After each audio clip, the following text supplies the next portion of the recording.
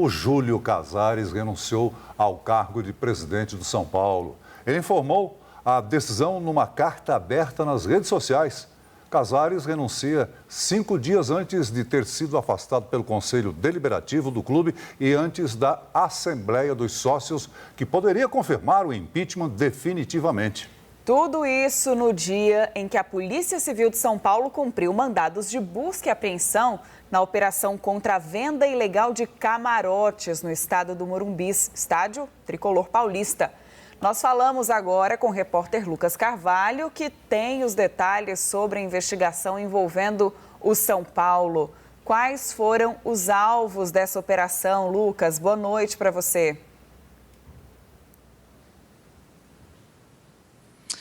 Oi, Marina. Boa noite a você também. Boa noite ao Celso. Boa noite à nossa audiência, a você que acompanha o jornal do SBT News.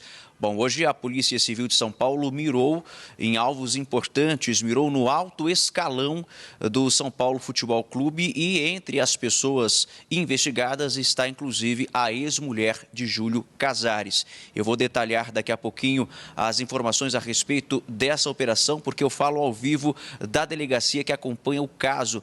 Mas antes eu gostaria de destacar essa notícia de hoje, que vem exatamente no mesmo dia dessa operação, a renúncia de Júlio Casares, que usou a rede social para poder se manifestar e para poder comunicar a decisão. Júlio Casares disse na publicação que a renúncia não representa uma confissão, mas que a decisão é para cuidar da saúde dele e também preservar a família. Júlio Casares disse também que as denúncias de corrupção que assolam a então gestão dele não passam de boatos, porque até o momento, segundo o ex-presidente, não há provas robustas que apontem essas irregularidades. Ele disse, inclusive, que se criou um clima bastante instável dentro do time e que, por conta disso, era necessária a renúncia. Júlio Casares fez esse anúncio numa rede social, como eu disse.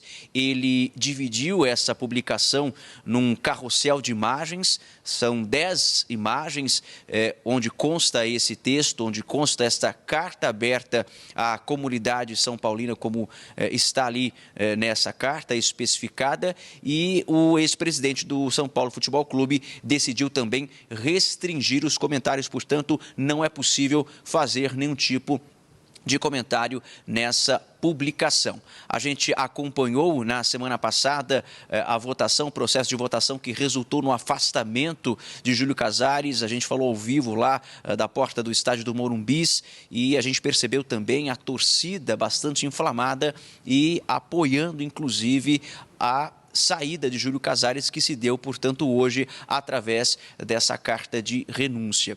Eu quero também aproveitar e destacar uma notícia que está no site sbtnews.com.br, de que Casares movimentou cerca de 3.200.000 reais entre janeiro de 2023 e maio de 2025. Isso consta no inquérito policial, na investigação que está sendo conduzida aqui pela delegacia. Isso representa uma média mensal de R$110.000. E para os investigadores, os pontos mais graves estão na desproporção e na origem desses recursos. Explico. Quase 50%, para ser mais preciso, 47% dos depósitos foram em dinheiro vivo nas contas de Casares sem identificação de origem. Os depósitos em espécie somam cerca de R$1,5 milhão de reais. A análise também relaciona essas suspeitas a Mara Casares, ex-esposa de Júlio, que hoje também foi um alvo da operação da Polícia Civil de São Paulo. Nesse mesmo período foram identificados 104 boletos bancários emitidos no nome dela e quitados pela conta de Casares, totalizando mais de 137 mil. E, de acordo com a investigação também, houve uma tentativa de driblar os mecanismos de controle utilizando a conta da filha do casal para o depósito desse dinheiro. Então, essa é uma apuração da nossa equipe, da equipe do SBT News, e consta no inquérito policial, inclusive, no inquérito policial, o delegado menciona que a estrutura financeira do São Paulo Futebol Clube está sendo drenada por aquilo que o delegado considera uma organização criminosa.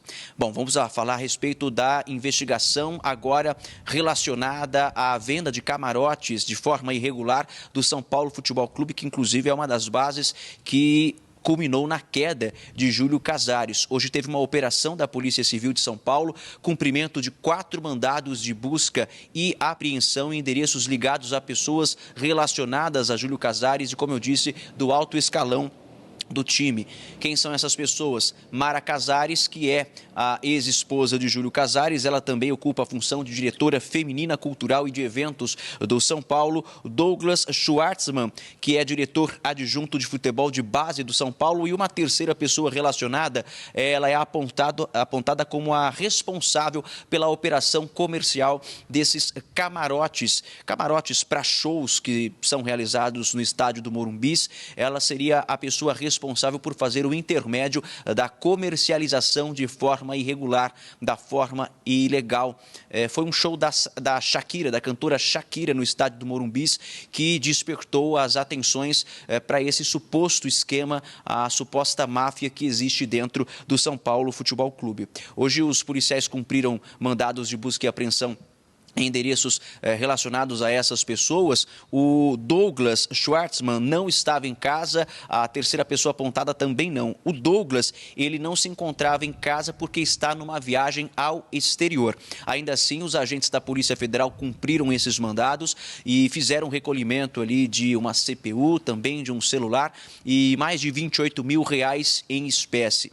Todos os aparelhos, todos os objetos que foram hoje recolhidos farão parte dessa investigação, porque a polícia quer esmiuçar ainda mais, detalhar ainda mais essas supostas irregularidades, mas para a polícia são indícios muito fortes. Inclusive, no inquérito que nós tivemos acesso, o delegado faz uma relação bastante detalhada de valores, bastante detalhada de relações entre as pessoas envolvidas, que apontam aí para a prática de vários crimes, né? Para a prática de muitos crimes, que eu vou destacar alguns aqui: apropriação indébita, corrupção privada do esporte e associação criminosa. Então, é uma investigação realmente bastante complexa que continua. Hoje não teve nenhum mandado de prisão, ninguém foi preso, né? Apenas o cumprimento dos mandados de busca e apreensão, mas que são de documentos e que são materiais extremamente importantes para esse momento da investigação. Eu quero destacar aqui também o que dizem as defesas das pessoas envolvidas. A defesa de Douglas Schwartzman diz que o investigado sempre se colocou à disposição da Justiça, assim que teve conhecimento do início das investigações no fim de 2025, ele se colocou à disposição prontamente, que essa viagem ao exterior já havia sido informada à autoridade policial no dia 9 de janeiro. No entendimento da defesa, a busca realizada hoje é considerada inócua e constrangedora. A defesa de Mara Casares, a ex-esposa de Júlio Casares, disse que ela sempre esteve à disposição da polícia, que nunca foi chamada para prestar depoimento, ou seja, nunca foi intimada de forma oficial para prestar depoimento, e na visão, no entendimento da defesa, o que aconteceu hoje, o trabalho de busca e apreensão é considerada, nas palavras da defesa, desnecessária e de exposição midiática. Bom, o Ministério Público de São Paulo hoje concedeu uma entrevista com autoridades de segurança pública, né, com os investigadores que estão à frente desse inquérito, e o que o Ministério Público classifica e considera é que, diante do exposto, diante das evidências, dos números e das provas que foram até o momento anexadas a esse inquérito, o estádio do Morumbis se tornou uma verdadeira máquina de caça-níquel. Foi essa expressão usada pelo Ministério Público. A gente vai acompanhar a partir de agora o que disse o promotor José Reinaldo Guimarães. Na verdade, nós cumprimos mandados de busca e apreensão, que são necessários serem cumpridos. As operações de hoje, que já estão completamente encerradas, foram muito bem sucedidas.